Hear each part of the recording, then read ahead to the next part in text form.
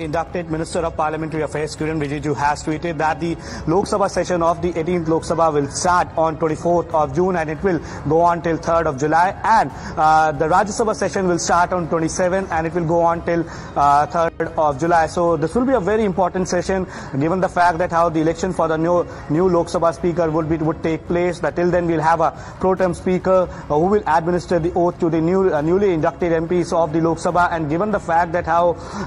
Virendra Kumar Khattak, who is one of the senior most MP of the Lok Sabha, he has been given the ministry. He's a minister now, so it will be very interesting to see who exactly